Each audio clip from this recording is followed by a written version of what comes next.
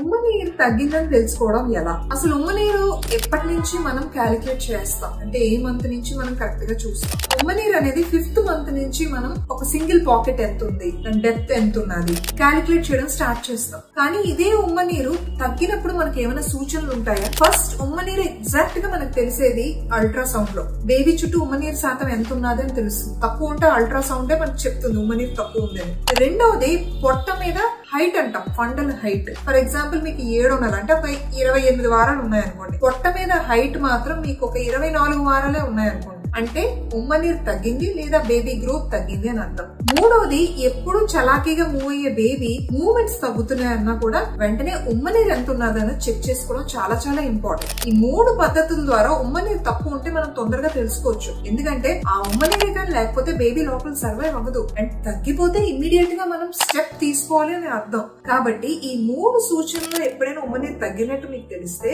అశ్రద్ధ మాత్రం చేయకండి. వెంటనే మీ గైనకాలజిస్ట్ ని కన్సల్ట్ చేయండి. Hope this helps.